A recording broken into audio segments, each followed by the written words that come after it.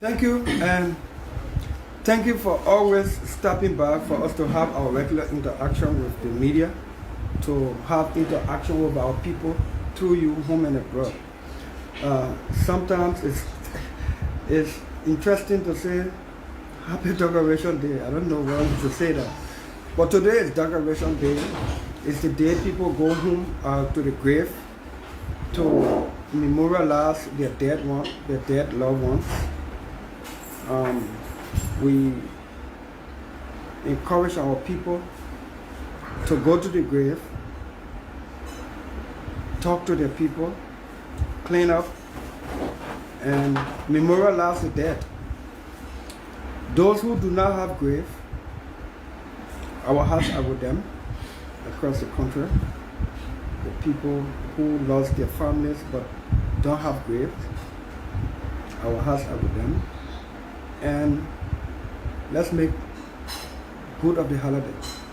Okay, Senator, since you started off the holiday, in the past, though we are here, we've not done our rounds around, but in the past, there used to be some scuffle, at some cemetery around the country, when people fighting with grave and all those things, with management seems to be issue of challenge in the country. What's your say as it relates to that issue when it comes to people's fighting war, grave, all of those things? You think it's due to maybe poor management of the cemetery, most especially national ones, even though I know that the national one was closed, the one was Central Street, but that used to be around. Yeah, sometimes the fight at the grave yard was due to confusion on which grave belongs to who, so we hope that this confusion can be settled well. People, all graves need to be marked, demarcated in a way that it makes sense. And we shouldn't fight at the grave. We should go to memorialize our people. We should go celebrate the dead. And then in death, it reminds us that we too will die, so that we live life that when we die, our soul can go to heaven in keeping with our religious beliefs, and we can leave some legacy behind. Because what is the use, what's the purpose of living that after you die, everything about you goes away? Live in a way that you leave something behind that will always keep you alive, even though not mortally. So yes, the Memorial City Corporation and city corporation across the country need to do the needful to ensure that all grave sites, especially on public, domain, they are done in a way that there's less confusion, and it is done in an orderly way. And even the graveyard can be made beautiful by the way we structure it, the way it will be designed, the way it will be ordered, and the way we maintain it. Clean a grave, decorate it, make it look like a place that you can even pass through without having fear. Yeah, so following on this issue, a lot of things I've observed, during, especially this day, you find many people who take, alcoholic beverages and then go behind the steering, driving. I can record the immediate past. You want to speak a little louder? I can record the immediate past decoration. There was several reports of accidents, and when we communicated with the police, they're talking about getting breathalyzer to test people, breath when they are driving, most especially on type of holidays like this. What's your caution to people as a national leader? What's your caution to those who will be going the grave, and maybe after that they want to bury big on the grave side and then get beyond stairs? There's always a time to merrymaking. No excuse for merrymaking in the wrong place and at the wrong time. Don't drink and drive. Simple. Whether it is Decoration Day, whether it's any other holiday, what is a normal day? Don't drink and drive. It is a violation. It poses danger to your own safety and the safety of others. Don't drink and drive. The police should be on their line. There is no justification for drinking, drunk, and driving only because it's Decoration Day. You go celebrate the dead, you go memorialize the dead, then you come from there, you drunk, you cause somebody's death or your own death. What's the purpose? It is a violation, and we call on the police to ensure strict adherence to that. We advise our people and encourage them to be responsible in our drinking habit. You drink at a certain level, don't drive. Period. And there are people who also have concern about some of these cemeteries being relocated. You want to speak a little louder? People also have concern about the location of some of these cemeteries. For example, in Monrovia, you see that we have cemetery there, and there are people who are saying that it's not just fair enough. What do you think? I don't know what is fair and what is not fair. But what is right to do is, like Palm Grove Cemetery. The cemetery there was built at the time when the population size of Montserrat County, and especially of Monrovia, was less than 250,000 persons. You will afford to have a place like Palm Grove Cemetery at the Central Street with the kind of population, and the people who could afford to get us a plot there for either family or one grave. The population of Montserrat now is more than 1 million. So it's a huge jump that was not expected. Now, yes, we should have grave sites in strategic, appropriate locations, and we should maintain those places. There's some family grave, they put it over because they get one spot. There's some people buy a whole plot. Yeah, so we should, in other countries, there's private owners of grave sites. People buy it, that's a business. But people don't understand. As long as that grave there, you pay rent. The loved one is paying rent. Or you buy the plot, you own it. So people will buy a whole village of land for the purpose of it being only a graveyard. Then people who lost their loved one go and lease the place or buy a spot so that it can be, for that purpose.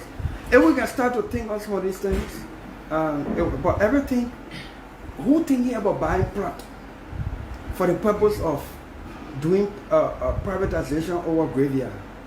Those are ideas that we need to, bring forth to the table, and so that the dead must be respected, it must be honored. We've got to do everything in that direction. Okay, Senator, you recently held a press conference at your Capitol building office, informing the media that you are about to submit a bill calling for dual citizenship. Do you care expanding on that? Oh, you mean my dual citizenship bill? Okay, thank you. We submitted this bill. You were here December after the election. Our Christmas message, we lay out what we sought to do and achieve, hopefully, in the first 100 days of our new tenure as senator. And one of those things we touched on in December after the election was to look at the alien and nationality law that has to do with dual citizenship. In January, on the eve, I think it was New Year Day, the media was here as well. And entering into 2021, we made the issue about dual citizenship, preferring a bill to look at the alien nationality law, to do amendment where necessary or do repeal where necessary. We talked about that, and we said in the next 100 days, we will be looking in that direction. Now, there's a confusion here, and it's political. It's not a confusion, it's just a political talk. Some folks in the government are spinning a narrative that Oh, Dillion then was just against dual citizenship here, just because it was proffered by the marshal, and so they didn't want the president to carry the credit. Look, this thing should not be about credit. Dual citizenship, in my view, going forward, is a necessity, and it's a need that will do it for Liberian citizens home and abroad who have taken up citizenship or may want to take up citizenship of other countries. Let them remain Liberians. At the time, the law did not allow for dual citizenship, in my view, and I was also against it for years back. It makes sense to protect until we reach at a certain point. It is my view now, and that is why I signed onto the proposition. I signed onto that proposition allowing dual citizenship.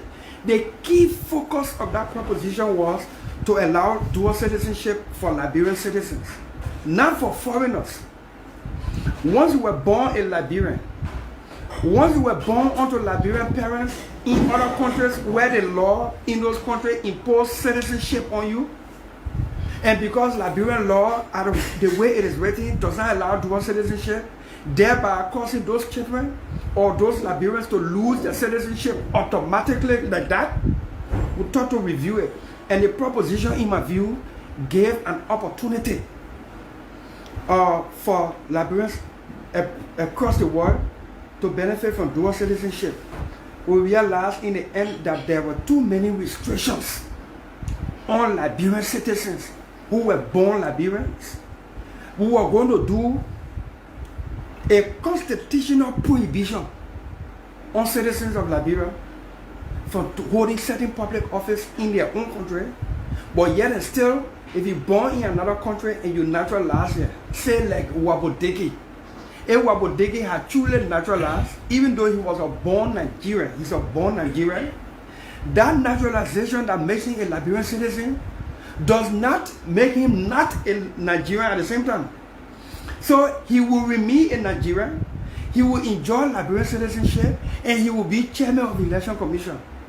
But the proposition, if it had passed, that the way we were doing it, it will say, you Trocon, you were born a Liberian citizen, you are a bastard man, you went to America or Guinea and you took up citizenship of that other country, you can't be chairman of the Election Commission because you took on citizenship of another country. So the proposition, later on we realized that it wouldn't help because we were putting constitutional prohibition on natural born Liberian citizens and opening the door for citizens of other countries who became naturalized citizens to take up those jobs that were going to be denying you natural born Liberians of.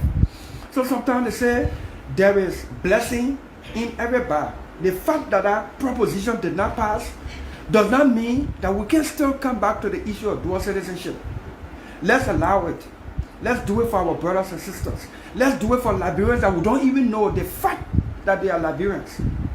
Don't lose your citizenship automatically because you took a citizenship of other countries. Liberians in the diaspora, what of any part of Africa, Europe, America, Asia, you name them. They are making huge contribution to this country by the remittances that they send here. They too are paying taxes. They too are contributing to the development of the country. And it is time for us to allow them. If there will be any restriction at all in the dual citizenship bill that we are proffering, it will just be for president and vice president. The proposition for referendum did not only restrict president and vice president, speaker, pro tem, elective officers, chief justice, ministers, deputy ministers, assistant ministers. What's that? Let's open the space. Let's allow competition. Let's allow competence. Let's invite them. Okay. So the dual citizenship bill, the alien and nationality law is a problem. The constitution itself is not a problem. Okay, Senator. I'm coming. This is a matter of my heart. I know you want to do follow-up. The constitution itself is not a problem. The constitution has laid the basis for how people can become citizens and who are citizens of Liberia. The very constitution now says the legislature must enact laws as to how people can be deprived or denied or how people can lose citizenship or how people can become citizens by naturalization. It is the alien and nationality law that have caused people to lose their Liberian citizenship automatically without having a right of due process as opined by the Supreme Court recently in the Jallo case on citizenship issue and how it can be lost. That is why we want to tackle the alien and nationality law so that we can harmonize it in a way that you, Choko, don't live from here under any mitigating circumstance. Take up citizenship of another country with no intent to lose your Liberian citizenship, but there's a law that says once you do that, you are automatically not a citizen again. Also, the alien nationality law also says if you join the army of another country, you have lost your Liberian citizenship automatically. Let's take America for example. You don't need to be citizen of America to join the U.S. Army at a certain level. On a green card, once you are a permanent legal resident, on a green card, which does not make you citizen. Once you hold green card in America, you can join the American Army at a certain level. So that means you have not become an American citizen just because you joined the U.S. Army.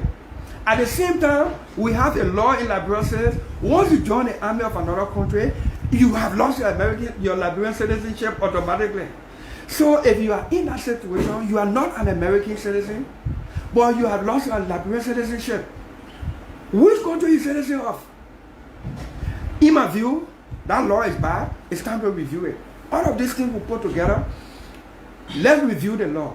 Let's make the best of it, and let's allow our people to remain citizens of their own country while they take up citizenship of other countries with minimum reasonable restriction where necessary for president and vice president. Stop. Now, Senator, how can you reconcile the submission of your bill with your decision to tell people to, object to the referendum? The referendum was embedded in a way that in the end it was going to be bad for this country. You in the media could not even determine clearly what a changing presidential tenure would not give the current government a second, third tenure. We saw it in the Ivory Coast, we saw it in Guinea, a broad political instability of those countries. And you will hear lawyers arguing that if this happened, changing tenure and this and that, it will create problem. So there was no clear education, information, and the entire referendum issue was like a consolidated issue. You saw the bill both put up by the executive, vote yes to change the constitution. That means it's a consolidated vote. You go vote yes to everything, and then in the end we have instability in the country. To save it and to save the stability of the country, vote no against the referendum, which will not kill the country when you say no. We come back on the drawing board and put these things into proper perspective. Do I want to be senator for 9 years? No. Should we reduce it to 6 years? Yes. Should we reduce representative from 6 years to 4 years? Oh yes. Should we reduce president tenure from 6 years to 4 years? Oh yes. Oh yes. But if the language in the proposition is not clear enough so that the purpose and intent of the framework of the proposition is not clear enough, it makes it difficult for the Supreme Court to even make an interpretation on the basis of the clear, definitive intent of the framework and the proponents of the proposition for tenure reduction in tenure. The whole country has been arguing on the word tenure and term. Legally, constitutionally, textually, term and tenure, they are two different things. But people were arguing that they mean the same. Tenure is the number of years within a term. Tenure is the number of years within a term. The Constitution says you can only have 2 terms, each of which has 6 years. The proposition said we'll reduce the tenure of a term. People were arguing, if you reduce the tenure, the number of years, to a new number of years, that means this person who is in office will have leverage and advantage to the new number of years, meaning the person will get new additional term. All of those confusion, we needed to just abort them, avoid them by saying no to the proposition and the referendum, come back on the drawing board and do it proper. More besides, now can I give the result of the referendum? You know why? It's embarrassing. There's more invalid vote of all the proposition than the valid votes. The invalid votes will even take out 2/3 of the vote cast. If you put the valid vote and the invalid votes together, the invalid votes carry more percentage than even the valid vote cast. That is to say that we did not do sufficient to inform and educate our people. We should not do horrible bus transit thing with the referendum, because to change constitution, it takes time. To amend constitution, it takes years. A statute, an act enacted by the legislature can be enacted today, can be reviewed tomorrow. But constitution, it takes decades before we go back to the constitution. So not to put the country in problem, it was good. We advised our people to vote no on the referendum, not because we were against dual citizenship, not because we were against the proponent. The proponent of the referendum was not the president of Liberia, the people of this country. The legislature, we voted 2/3 to allow the proposition to go to referendum. So we were part of it as well. But when it became a clear thing that the executive, especially, failed to do the proper education, voter education in keeping with the constitution, then we have to step in to advise our people to say no to the referendum to save future instability, not on dual citizenship, but the political aspect on tenure and term. Yes, Senator, you talk about the Constitution now. Looking at the Constitution, do you think it is important that the Constitution be changed? It's time to rewrite the entire Constitution. We need to rewrite the entire Constitution. Too many ambiguities, and we are behind time. It's time to catch up with current reality. We need to be clear with some language in the Constitution. You know, a simple thing like everything in the Constitution is he. And we're talking about he for she. We're talking about empowerment of women. Generic. Yeah, of course, I know it's generic, but it's time to be clear. The language in the Constitution must be clear. You see, one word can change the contextual meaning of a sentence in the Constitution. Take for instance, all of us, including you in the media, will say people in the executive, in keeping the Constitution, serve at the will and pleasure of the president. There is nothing they call will and pleasure of the president in the Constitution. Because when you say the person serves at the will and pleasure of the Constitution, it's contextually different from serving the pleasure of the president. The Constitution says people appointed in the executive at certain levels serve at the pleasure of the president. Where do we take will and pleasure from? When you put that other phrase there, will and pleasure, you're changing the contextual meaning. So you see, the word is in the Constitution, the contextual meaning, the text of the Constitution. It is time for us to review the entire Constitution and rewrite it to fit with current realities. Is that achievable? It is very achievable with a determined people. Laws are not retroactive. Don't you think that even with the passage of that proposition in the referendum on the issue of term and tenure, do you think did you see the possibility of that affecting this current administration? Yeah, you know, even if you who wrote a law, you intended differently, you can interpret that constitution or that law that the Supreme Court, the bench that is sitting will interpret, and they will interpret it their way at times. We have seen the Supreme Court interpret laws to suit certain political environment. On Ellen Johnson Sirleaf, the Johnny Lewis bench disappointingly interpreted the Constitution to allow Ellen Johnson Sirleaf and the future president of Liberia to do what? To appoint city mayor, when there were clear intent that city mayor should be elected. There was law existing for city mayor to be elected. But the Supreme Court did a political interpretation and blended it with the Constitution to make it a ruling and the law of the land that city mayors should be appointed. When the framework of the act creating the city governments across the country was intended for the mayor and the city council members to be elected. Look, the mayor is like the speaker. The council, city governments are like legislature. Appointed officials have no authority to levy taxes on people. Only elected officials are authorized to levy taxes on people. That is why the minister of finance or no minister can levy taxes.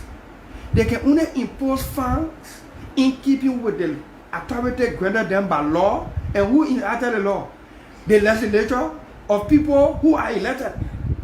When the original thought into forming city governments was to ensure that the mayor will be elected, because the mayor will have domain over his territory and will be able to levy taxes on businesses.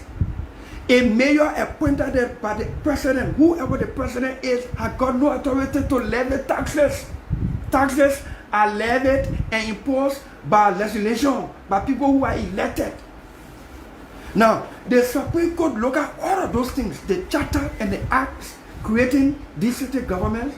The Supreme Court said, notwithstanding, we will allow President Salih to appoint city mayor, because in our interpretation, appointment of officials of other subdivisions, political subdivisions of the country, meant city mayor as well.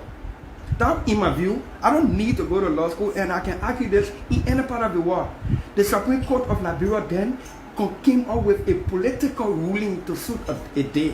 So when you go do referendum proposition and you are not clear, it's not written in black and white that it will changing the tenure, will reducing the tenure, it does not affect the term. The number of time you can sit in that office or run for that office after you have occupied it. If it is not clear, you leave it to the Supreme Court. Trust me, they can spin it anyway. They did a spin of it in Guinea. They did a spin of it in Ivory Coast. It's not surprising that a cupboard or any bench could do a spin of it to put this country in political trouble. And a stage in time saves 9. Prevention better than cure. And that is why on second thought, on good judgment, we advise our people, don't do the referendum as it is, because we will be voting for future problems. Not against the dual citizenship. Now we have a perfect opportunity to present a piece of legislation which is embraced by the diaspora, for the legislature to look at the alien nationality law and nip this thing about dual citizenship, and let's flow. Now, and that brings us back to the very bill we're talking about. And now, there are some arguments in some quarters that you're pushing this because you have a bulk of your supporters from the diaspora, and you're doing this to satisfy them. What can you say to that? Okay, so it is not the reason, but anybody who doesn't set any public official elected can satisfy the aspirations and interests of the people you represent, then you don't need to be in our office. They're diaspora based, they are Liberians. They contribute not to me alone, they contribute to this country. The argument that Dillion is being pressured by his diaspora based support for this dual citizenship. I was always against dual citizenship when the diaspora supported me. They did not blackmail me to say, you announce support for dual citizenship, will not support you. They did not. They respected my stance on dual citizenship, and they supported me hugely, and they still do, and for which we are thankful, we are grateful. But anybody who is elected and does not fight to seek the aspiration and interest of the people that elected him or her, that person does not need to be in our office. We do not go into public office to represent our own interests and aspirations. We go there to represent the aspirations and the interests of the people that elected us, and the diaspora-based Liberians, they supported us. And if this is what their interest is, I have the duty to fight for it. Okay. Yeah. Senator, what did we lose over the years that we want to include now that makes dual citizenship so important to this dispensation? You know what I mean? You know what I mean for Choco, Wepu, born in Grand Bassa County, never spring buried there, speaking local vernacular.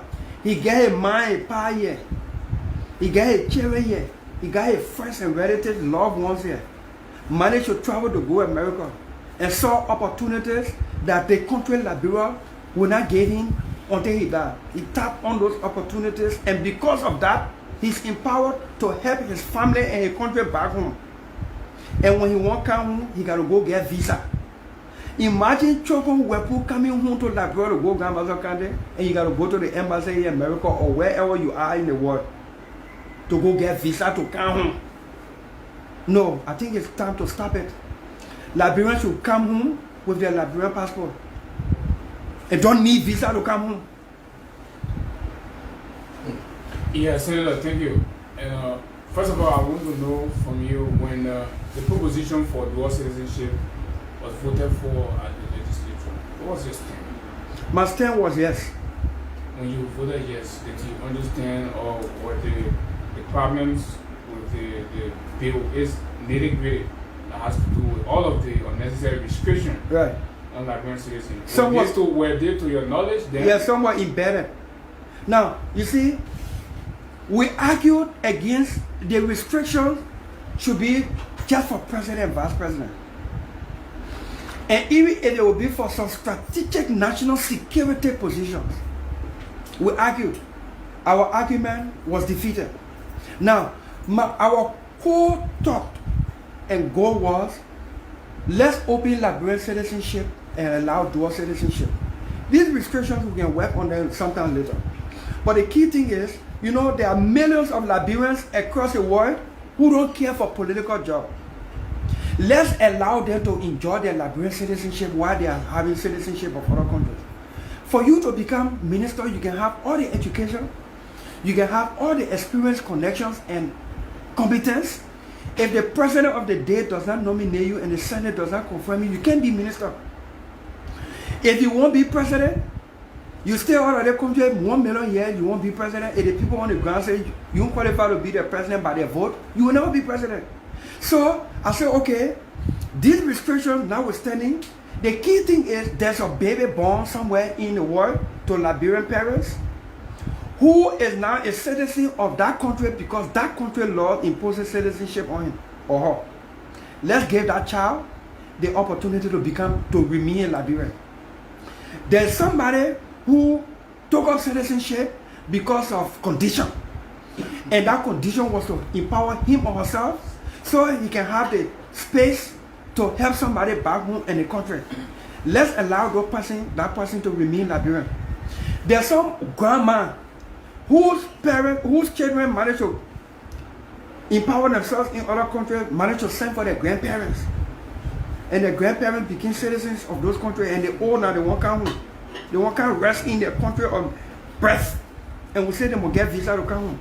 Different situations that cause people to take up citizenship.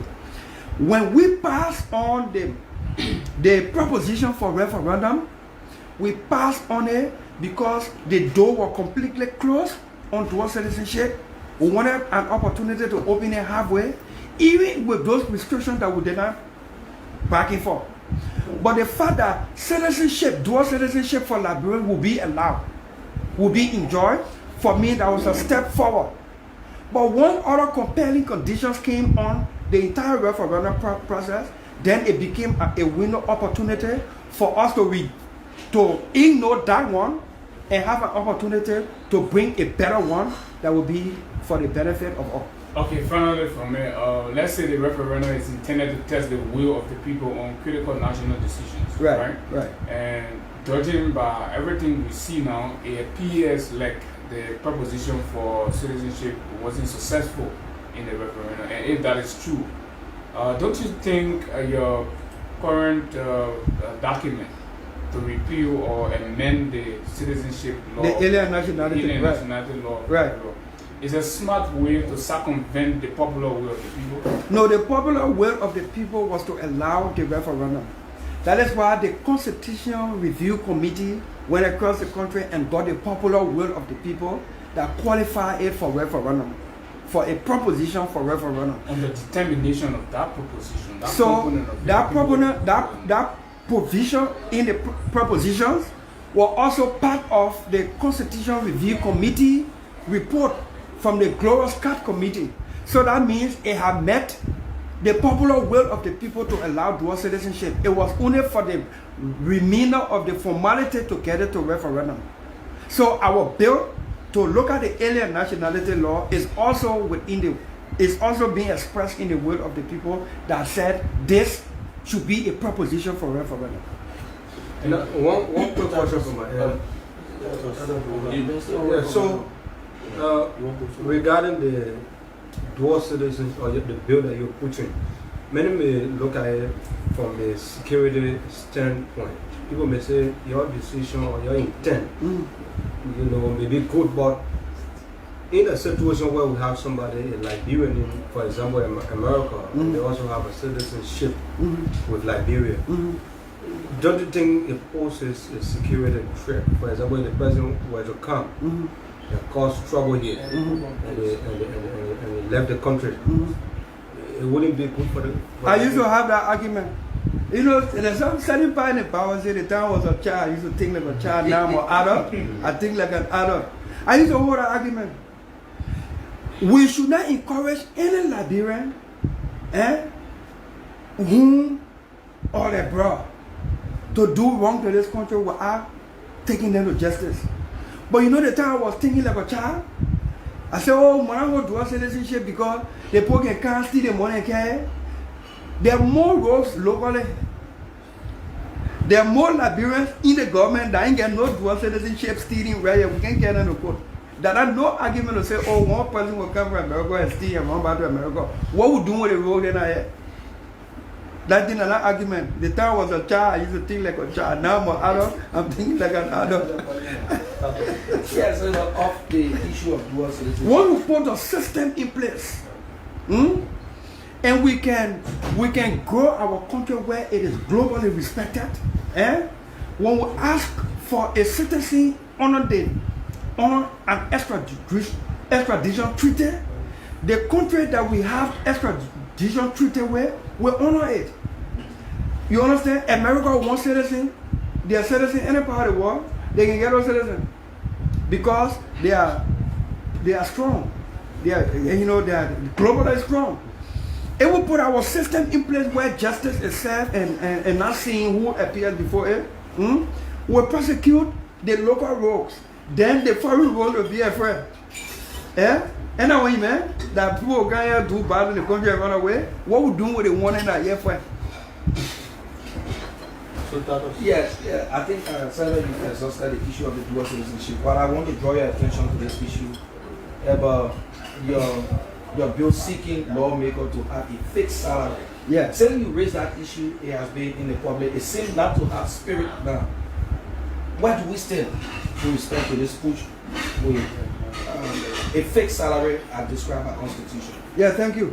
And you know, thankfully, I am member of about 18 committees of the Liberian Senate. I'm member of the Executive Committee of the Senate, the Judiciary Committee of the Senate. I'm member of the Defense, Intelligence, and Security Committee, Good Governance, Education, Health, Transportation, Commerce, Maritime, Youth and Sports, Information Broadcasting. I'm member of 17 committees of the Senate. And this is no boast. I'm humbled by that. I have the passion and energy to work. The Judiciary Committee is a committee that is practically involved with all of these judicial bills. And you know, now that I am a member of the Judiciary Committee, my bills that we have been proffering, those bills that we have proffered, and other bills from other members and wherever they come from, that before the Judiciary Committee for consideration of the Liberian Senate, will now be looked at in a way that it will give some expeditious consideration to those. Our bill for $5,000 remains. You see, the Constitution says lawmakers are rendering the Article 36. It's simple. I don't know what makes it difficult. You see, when you come to public life with openness, transparency, and you want to be accountable to the people that elected you and to the system that you should build, don't hide nothing. Article 36 says of the Constitution that lawmakers are rendering services to the Republic, and for their services rendered, they should be compensated. Their compensation should be fixed by law. That means it should be enacted. It will make it $10,000 and then we'll reduce it to $5,000. We must stay enacted so you can guess how much we're making. We can persuade, we can fight to ensure that it reduces. We did it, and then the government started hiding on IMF and harmonization, but we all thought that the money was too much. And the public would not get vexed or will not ask us to reduce or increase our money if they don't know how much we're making. There's a purpose of the Article 36 of the Constitution. Fix your benefits and allowances by law. So next year, fiscal period, when the budget is coming before the legislature, everybody will already know how much lawmakers are making because there's a law. The years going on every year concurrently, everybody will know. When they say in the budget, and the budget is 500,000 or 500 million, everybody will know that all of the 500 million, this is how much lawmakers are making because there's a law. We should even fix the salary of the president by law. Fix the salary of judicial officials by law. Now, there's an argument that the budget is law. But the budget is recurring law. Now, every year we can do it. When it's fixed, you don't change it every year. It's not intended to be changed every year. That is the first thing. When it's fixed, it's not movable easily. Unless you do some repeal or amendment. So yes, that $5,000 bill will be brought back on the floor soon because thankfully, we are members of the Judiciary Committee of the Liberian Senate, and the bill is before our Senate, before our committee. And now I'm a member and my bill there. You can imagine what I will push. Okay, so Senator, I think we've concluded, but if you have anything else to say in conclusion, also wrap up. We have a country that we must run. I want to thank the Liberian Senate as we are proceeding into transformation. We are working toward doing a website of the Liberian Senate, working toward installing the device, voting device. You see improvement in the Senate by the quality of our debate on the floor. Senators are getting involved even more with good conscience. I want to thank my colleagues. It is not a glory for Dillion. It's a glory for the institution. We are now getting to the place where it must be about the people and not about us. The infusion of new blood, new energy into the Liberian Senate. With 2023 just right ahead of us, a lot of factors playing for the Senate to now become the House of Elders that will help to guide the direction of the country. And it must be about the country, the people, and about all of us, not just about those of us elected. I say this to you. I open my Facebook page. I do a live. And I say I want a white shirt. I got a suitcase full of white shirts from fans and supporters. I say I want necktie. They send me basket full of neckties. I say I want to do this project. Somebody or a group of supporters are prepared to fund the project. I go places and I make commitment that I will pay somebody's school fees. You get one Liberian prepared to fund that commitment I have made. When these things happening to you, how can you fail? What more do you want for which you put your hand in something unorthodox that will hide the confidence, trust, and the faith the people are building up in you? What more? That is why you see us will fight with passion. We'll do it because we are authentic about it. This country must change. This country can change. The path we are on, the road may be rocky. The sail that we are sailing, the sail may be rocky, the boat may rock, but it will not sink. We will meet with bumps along the way. How we manage to navigate over those bumps will determine where we go as a country. And so I want to thank the Liberian Senate. You in the media and the public, you're seeing a new Senate. Barack Obama said one voice can change a room. And one room can change a house. And one house can change a community. One community can change a county. And one county can change a country. And one country can change the world. The power of one. And thankfully, it is no longer the power of one. We have many voices now. Our voices are increasing. The number of voices are increasing in the Senate. And it will all be good for the country. We have no malice. We got no hate for the president or anybody in the executive. We're simply trying to perform our role. Our role is check and balance, robust oversight to enhance the agenda of the president and the executive. For the country and the people. Let me interrupt you a bit. The last time we spoke, you said you were open to work with the president, and you said that since you won, he has not called you. How's the relationship between your office and the executive branch of government? You heard the executive declare me target and enemy. Is that when I even going to see got the president there? You know? But look, I didn't go there to please the president. It's not about love or hate. I don't hate the president.